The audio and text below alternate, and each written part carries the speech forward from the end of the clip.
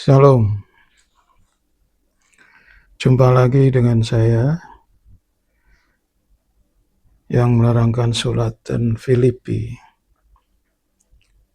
Kita sampai pada penerangan yang terakhir, yaitu Filipi pasal 4 ayat 21 sampai 23. Sampaikanlah salamku kepada tiap-tiap orang kudus dalam Kristus Yesus. Salam kepadamu dari saudara-saudara yang bersama-sama dengan aku. Salam kepadamu dari segala orang kudus, khususnya dari mereka yang di istana Kaisar. Kasih karunia Tuhan Yesus Kristus menyertai kamu, rohmu.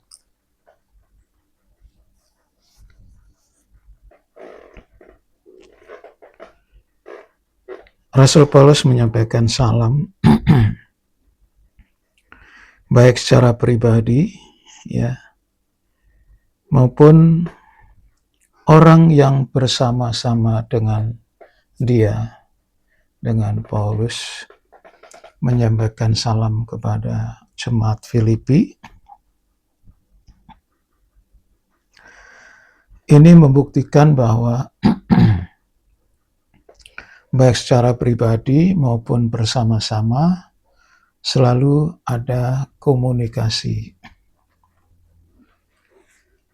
Bahwa jemaat itu sudah menjadi miliknya Kristus. Nah, sedangkan salam itu sesuatu yang menghubungkan secara batin, bahwa di dalam batin mereka itu tetap berhubungan.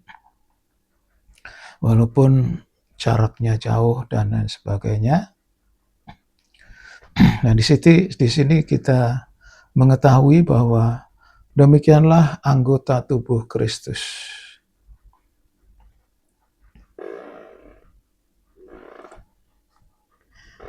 Filipi pasal 1 ayat 12 dan 13.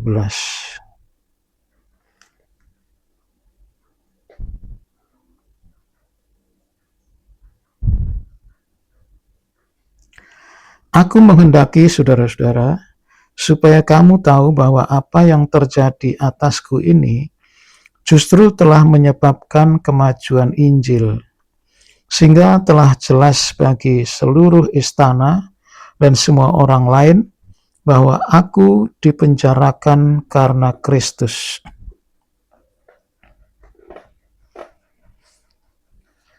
Dia menyebut di sini ada orang di dalam istana yang juga menyampaikan salam.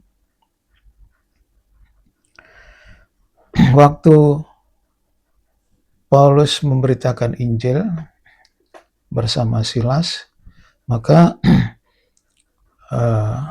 orang-orang yang tidak terima itu menyebut ini ajaran yang menyesatkan dan lain sebagainya. Lantas Paulus ditangkap dan Silas dibawa ke pasar, bahkan sampai ke Kaisarea.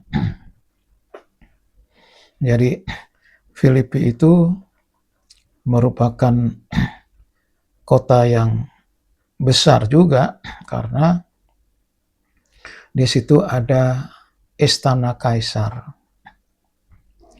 Walaupun ini perwakilan ya. Nah, kisahnya yaitu waktu Paulus dan Silas dijebloskan dalam penjara, satu saat dia memuji Tuhan dan berdoa, maka tengah malam ada gempa bumi, lalu rantai yang membelenggu Paulus dan Silas terlepas dan pintu-pintu terbuka. Kepala penjara menjadi takut bahwa semua tahanan sudah kabur. Namun Paulus berkata, aku masih ada di sini. Jadi masih di dalam penjara. Maka kepala penjara melihat bahwa Rasul Paulus sudah terlepas. Nah, itu kisahnya kita bisa baca di dalam Kisah Rasul pasal 16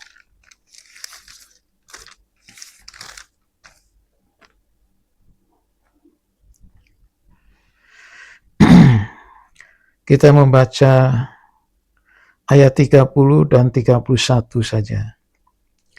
Ia mengantar mereka keluar sambil berkata, Tuan-tuan, apakah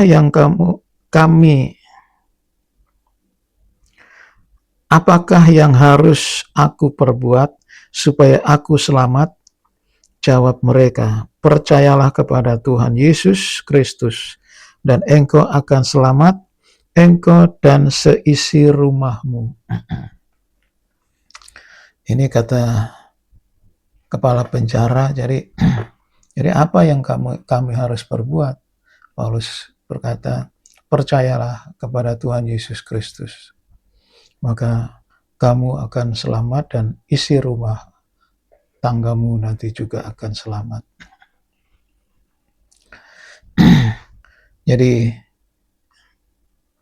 satu percaya, maka seluruh rumah tangga, entah itu ada berapa orang, menjadi percaya kepada Yesus. Bahkan sampai dibaptis air. Dan Rasul Paulus dijamu, setelah itu dilepas. Nah, berarti kepala penjara itu bertanggung jawab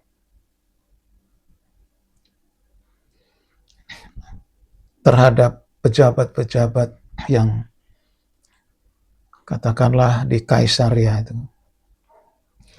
Nah, di sini kita melihat rupanya Injil ini ya tidak hanya di luar Kaisaria, ternyata menembus ke dalam sampai orang-orang, walaupun enggak semua, namun itu membuktikan bahwa Rasul Paulus dipenjarakan justru membuat kemajuan Injil.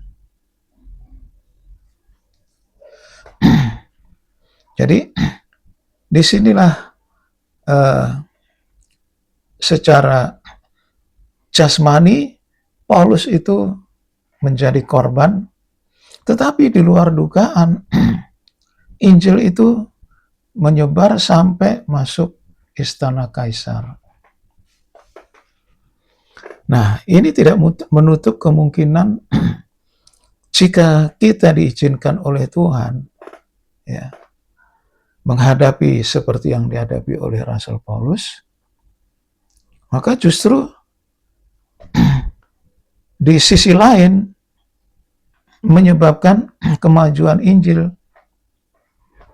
Para pejabat itu bisa dimenangkan, bisa percaya, bertobat, lahir baru, baptis air, maka mereka diselamatkan.